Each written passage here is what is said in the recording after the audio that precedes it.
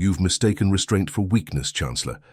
Again, that was the first sentence spoken by Captain Mark Arland in the Great Council chamber after 3 hours of insults, thinly disguised as diplomatic discourse. No one had expected him to speak, and, certainly not like that. Humans were supposed to be the quiet ones in these meetings, the new species, the low-impact civilization recently admitted into galactic governance.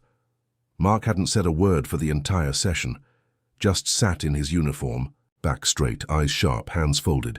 But when the fourth ambassador that day made a joke about Earth's provincial culture and its quaint military customs, something shifted. The silence after his words could have flattened mountains, the kind that makes every living creature go, still just in case a predator had entered the room.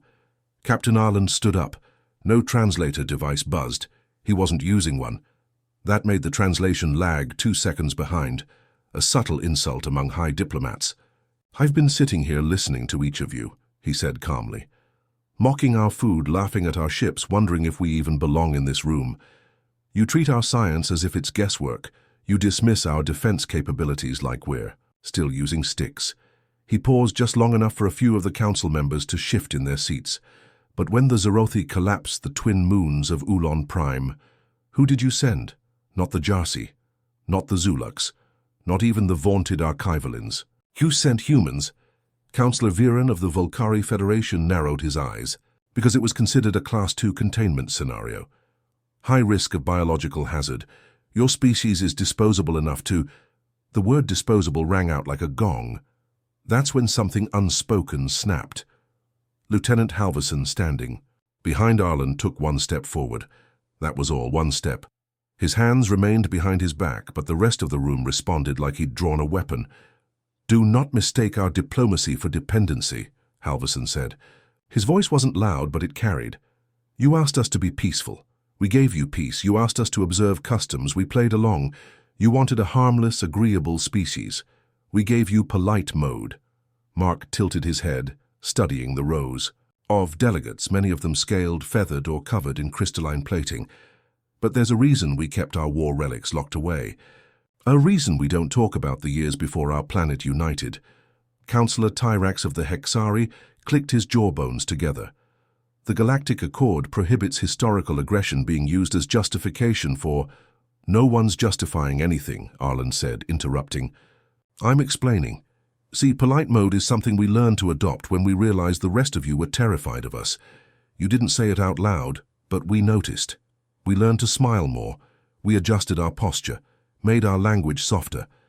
We stopped showing teeth when we laughed." Councillor Zarin of the Iskor Clay gestured with 2 of his tentacles. "If you believe we fear you, perhaps it is your ego that clouds your perception." Arland looked directly at Zarin. Iskor ships stopped patrolling the Elnari expanse the moment Earth vessels were assigned to the same quadrant. Don't deny it. No rebuttal came. Everyone knew it was true. Humanity had only been a Galactic Council member for 11 years. In those 11 years, piracy dropped by 42%, illegal mining by 67%, and smuggling operations in the mid-sector all but disappeared. Councillors applauded those changes, but they never asked how it was done. No one wanted to know why human ships always came back with only half of the crew emotionally intact. They called it minor psychological attrition. The humans called it doing the dirty work. "You mock our soldiers but send them where you won't go," Halverson added. "You belittle our ships but ask for escort. You dismiss our medicine, then beg us to stabilize your wounded, all while whispering about how primitive we are. But now we're here, in this room, at your table." "And you don't like it," Arland said. Councillor Varen hissed. "You're overstepping. This is a diplomatic setting, not a battlefield." "That's the mistake right there," Arland replied. "You think the battlefield is somewhere else. You think it's a place, a location.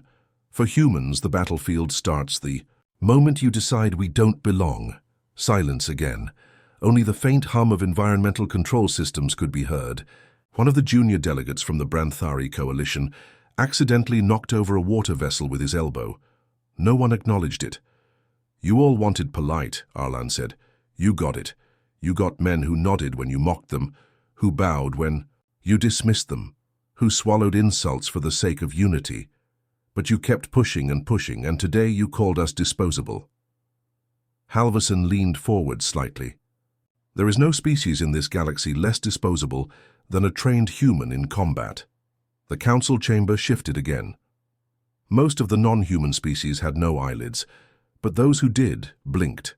Councillor Tyrax, usually unreadable, opened his mandibles in what humans had learned was a nervous tick. "What are you implying, Captain?" "I'm not implying anything," Arlen said. "I'm stating it. You have had 11 years of polite mode. I'm here to tell you, it's over. You wanted the humans." Who shook hands and used honorifics. "That era ended the moment you told me my people were expendable." He picked up the small display tablet on his seat. "Effective immediately, Earth is placing a hold on all joint military operations not yet in the field. Our fleets will continue to defend neutral zones, but we will no longer offer support without strategic consultation and operational authority." Councillor Zarin sputtered. "That's a violation of Article 17. "No," Arlen said, walking toward the center of the room. "That's what happens when your council calls us cannon fodder." He placed the tablet onto the central console. "As of now, we're switching to practical mode. If you don't know what that means yet, you will."